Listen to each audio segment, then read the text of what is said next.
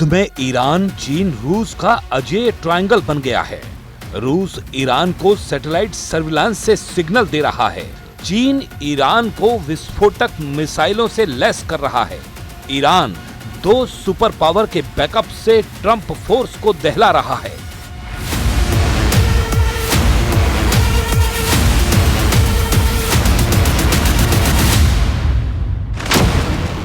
खाड़ी युद्ध की पिक्चर क्लियर है। अमेरिका इजराइल में बड़ा फेयर है। युद्ध अब बराबरी का है। टक्कर फाइनल राउंड की है। ईरान पर प्रेशर बढ़ा रहे ट्रंप के होश उड़ गए हैं।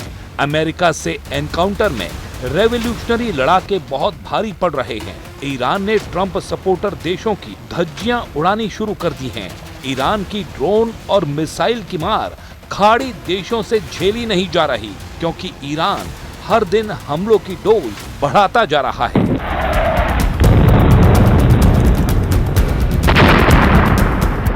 कुवैत, ओमान, कतर, संयुक्त अरब अमीरात, बहरीन, ओमान, सऊदी अरब की चीखें निकालने के बाद अब ईरान जॉर्डन को जर्जर कर रहा है।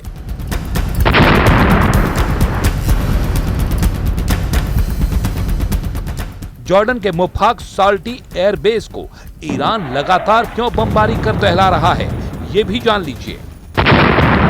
ये एयरबेस जॉर्डन के अजक्र इलाके में है, जो राजधानी अम्मान से करीब 100 किलोमीटर उत्तर पूर्व में है। ये RJAF यानी रॉयल जॉर्डेनियन एयरफोर्स का प्रमुख एयरबेस है। आधिकारिक जानकारी के मुताबिक इसे 24 मई 1981 को खोला गया था और इसका नाम जॉर्डन के पायलट लेफ्टिनेंट मुवफ्फक साल्टी के नाम पर रखा गया। वो 1966 में इजरायली वायुसेना के साथ हवाई लड़ाई में मारे गए थे। जॉर्डन के F-16 लड़ाकू विमानों के प्रमुख ठिकानों में से एक बेस में विमान रखरखाव और अपग्रेड की सुविधाएं।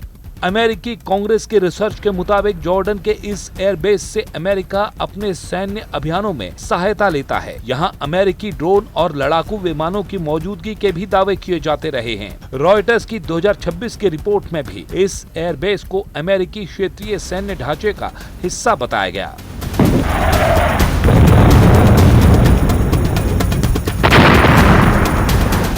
मतलब जॉर्डन पर ईरान का हमला ट्रंप के अड्डे की तबाही की वजह से हो रहे हैं।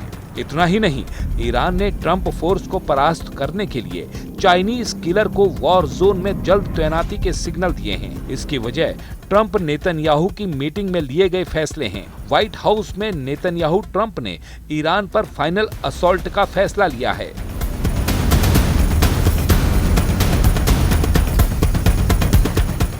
ईरान का पक्का इलाज युद्ध है। ईरान तभी हारेगा जब एटमी प्रोग्राम तबाह होगा।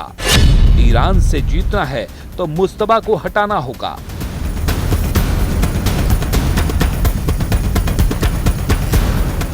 ट्रंप का दिमागी टेम्परेचर खौलने लगा है। नेतन्याहू की बताई बातों ने ट्रंप को इतना भड़का दिया है कि उन्होंने ईरान को तोड़ डालने के ऑर्डर दिए हैं। ट्रंप ने नेतन्याहू से ये तक कहा है कि मुझे ये बातें पहले क्यों नहीं बताई, मुझे ईरान से मिले सीक्रेट क्यों नहीं दिखाए। नेतन्याहू ने ट्रंप को क्या दिखाया है? कौन सा खौफ अब व्हाइट हाउस में छाया है? क्यों ट्रंप ईरान में तबाही वाला युद्ध शुरू करने के लिए तैयार हो गए हैं? पीएम नेतन्याहू से सुनिए। ट्रंप से मीटिंग के बाद उनके खुशी का ठिकाना नहीं है। מצוינת עם הנשיא טראמפ. כשאני אומר מצוינת זה לא מן השפה אל החוץ. שיחה עם שותפות מלאה, עם תמיכה הדדית, עם הבנה על היעד המשותף להבטיח שלאיראן לא יהיה נשק גרעיני וגם יעדים אחרים. אחת השיחות הטובות ביותר שקיימתי עם נשיא ארצות הברית, ידידנו דונלד טראמפ. היה שם גם כל הצוות הבכיר שלו.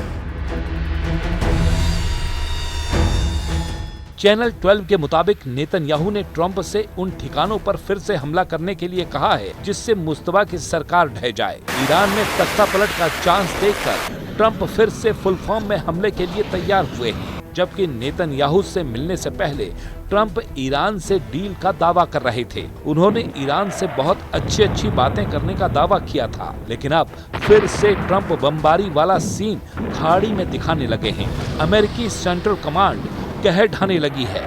अमेरिका के साथ ईरान जंग में अब सऊदी अरब की भी एंट्री हो गई है।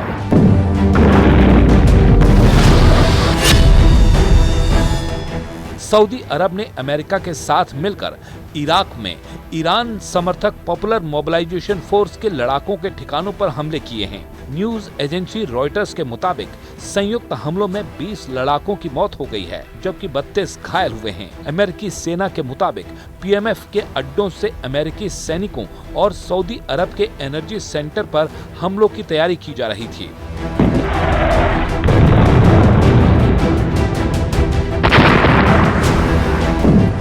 वक्त रहते अमेरिका सऊदी अरब ने ईरानी लड़ाकों को कुचल डाला, लेकिन इराक के प्रधानमंत्री इस हमले के बाद बौखला गए हैं। अली अल जैदी ने अपनी सऊदी अरब की यात्रा कैंसिल कर दी है। ईरान समर्थक अल जैदी मुमकिन है युद्ध में ईरान के साथ उतर आएं। इधर लड़ाका ग्रुप को मजबूती देने के लिए ईरान ने हॉर्मुज फ्रंट को फिर से एक्टिव कर दिया है। ईरान के सरकारी टीवी ने जानकारी दी है कि रेवोल्यूशनरी लड़ाकों ने हॉर्मुज में 3 तेल टैंकरों पर हमला किया है।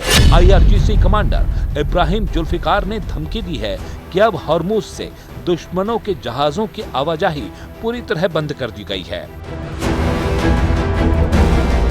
برای بی‌ثبات‌سازی منطقه اعلام کرده است خسارت شناورهایی که در جریان جنگ تحمیلی علیه ایران اسلامی به دلیل ایجاد ناامنی توسط ارتش آمریکا و تخلف در عبور از مسیر غیرقانونی و ناامن جنوب تنگه هرمز آسیب دیدن را از محل دارایی‌های بلوکه شده ایران پرداخت خواهد کرد.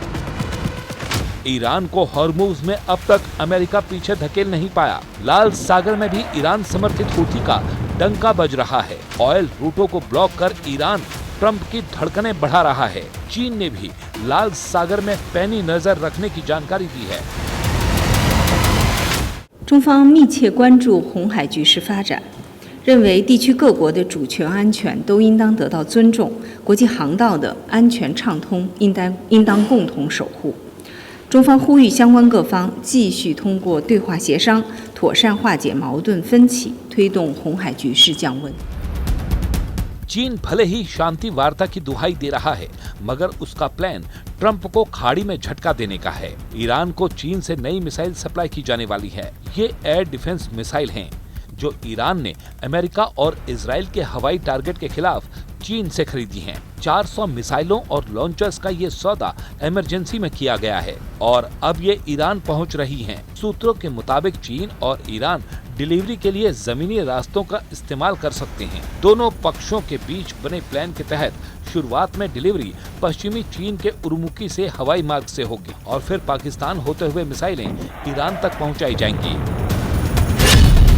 चीन ईरान को 300 से 400 man portable air defence system भेजने की तैयारी कर रहा है। इसमें चीन में बनी QW-12 और FN-16 मिसाइलें हैं। QW-12 और FN-16 कंधे से दागे जाने वाले infrared guided surface to air missile system हैं। इन्हें कम ऊंचाई पर उड़ने वाले एयरक्राफ्ट, हेलीकॉप्टर और ड्रोन से निपटने के लिए डिजाइन किया गया है। इनकी मोबिलिटी इन्हें मिलिट्री ठिकानों, एनर्जी इंफ्रास्ट्रक्चर और सेंसिटिव जगहों पर तैनाती की सुविधा देती है। रक्षा जानकार QW-12 को नए QW वेरिएंट QW-18 और QW-19 की तुलना में कुछ कम काबिल मानते हैं। ये सिस्टम ड्रोन और नीचे उड़ने वाले टारगेट के खिलाफ कम दूरी की सुरक्षा की एक असरदार लेयर बना सकते हैं।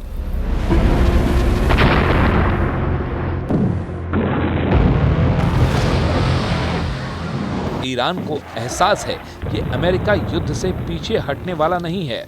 ईरान जानता है कि इजराइल सही मौके पर हमले के लिए तैयार बैठा है। ट्रंप से हुई मीटिंग को सबसे शानदार मुलाकात बताने के बाद नेतन्याहू की तरफ से कहा गया है कि उनकी ट्रंप से ईरान पर डिटेल में बात हुई है और ये तय हुआ है कि ईरान कभी परमाणु बम हासिल नहीं कर पाए। साथ ही लेबनान और सीरिया से भी सेना वापस बुलाने को लेकर ट्रंप का कोई प्रेशर नहीं है। न ही गाजा को लेकर ट्रंप कोई दबाव डाल रहे हैं। यानी नेतन्याहू के पास सभी दुश्मनों पर हमले का लाइसेंस ट्रंप ने दे दिया है। तय इजराइल को करना है कि कब, कहां किस दुश्मन को दहलाना है।